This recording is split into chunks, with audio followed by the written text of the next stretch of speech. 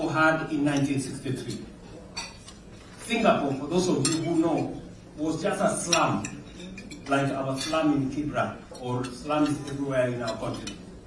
But today, Singapore, 95% of their citizens are homeowners and they are in the first world. In our continent, including in Kenya, 7 million people are living in slums. Yet we were the same 60 years ago. Difference? Leadership. Yes. So, what am I saying? It was what inspired us to do what we are doing in Kenya today. I was showcasing what we are doing. We are building, at the moment, 170,000 housing units. We are building 400 markets.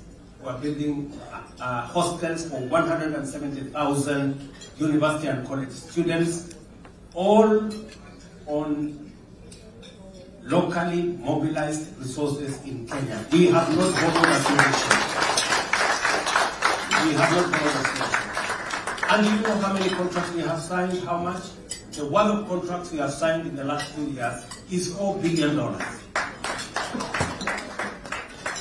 The CEO of Shelter, who operates from Nairobi, is right there. He knows what I'm saying. In fact, when I mentioned this in one of the interviews I was in Ethiopia, people say, $4 billion, is that really possible without borrowing? Because we have refused to mobilize domestic resources because we are accustomed to borrowing money from the people who we complain they are lending to us at very high rates. What are they supposed to do? And I'm saying this because we are all Africans here and we must tell each other the truth. Yes. It is possible to mobilize resources. And I want to encourage my brothers who are here. My brother, the CEO of African Development Bank, AFC, and all the other institutions, that when we talk about these African institutions,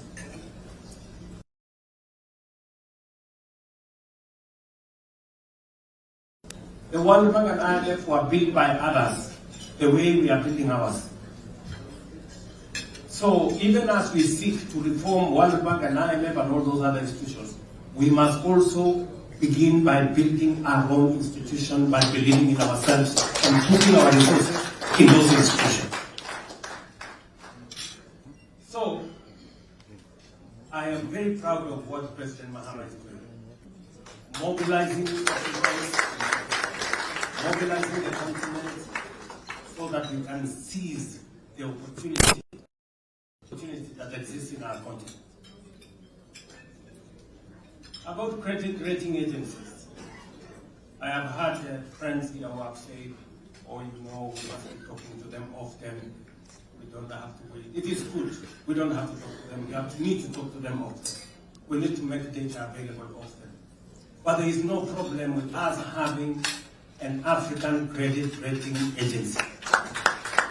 At the very minimum, it will become a reference point.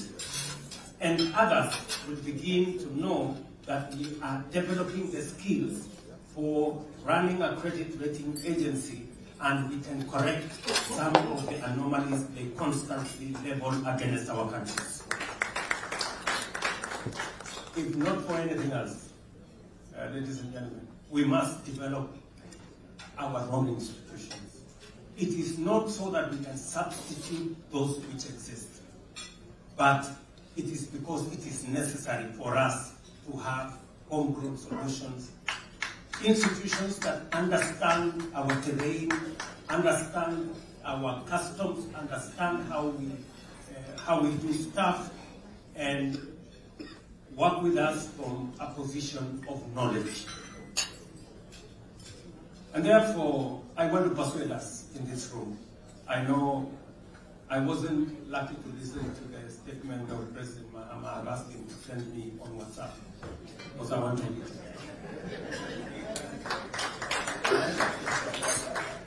Because he is pushing a very important project for us as a continent. And therefore, the African financial leaders who are here. Is the CEO of KCB from Kenya here? I wish he was here.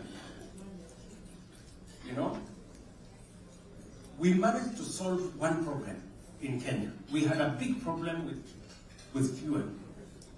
When I came into office, the first lot of people to see me were oil marketers.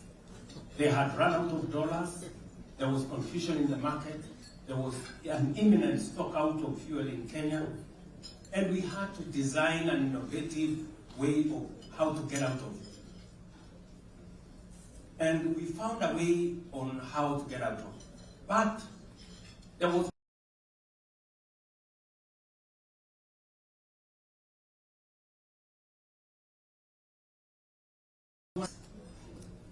so we had the Standards and the Standards and all these other huge banks. Kenya institution stepped in and sorted out the problem for us. That is the value of having homegrown institutions. And I was persuaded from that moment that the government of Kenya is going to be buying more shares in our own institutions. I have put more money in buying shares in Afrexim Bank. I have put more money in buying shares in Trade and Development Bank, because those institutions will come in handy when we need them. They will be there when it is shining. Are we together, good people? Now, I am talking to you as an African leader, and we must call a spade so that we can move to the next level. I want to encourage our, and for your information, Kenya Commercial Bank, just by starting, they made the most money that year because they took a risk on us. All those other people who are approaching, I don't want to mention names, one of the banks with the headquarters somewhere in South Africa.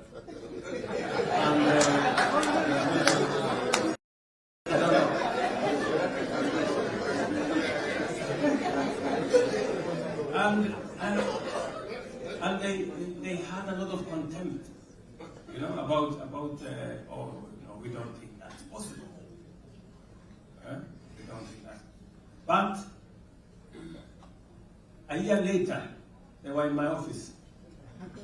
Oh, you see, now we want to participate, you know, because now KCB is making a lot of money, they want a piece of the pie. Really? Of course you know what I did. I told them that's the dough. I mean, really. So we should, I just want to encourage us that we can do stuff. We can do stuff if we are focused, if we believe in ourselves, and if we work together. Yeah, and that's what we're trying to do, using the convening power of the African Union to bring all our financial institutions together, and so that we can think about the future of our continent together, even as we work with the rest of the global community to sort out our issues. Thank you very much, and I apologize if I have said anything that offends anyone.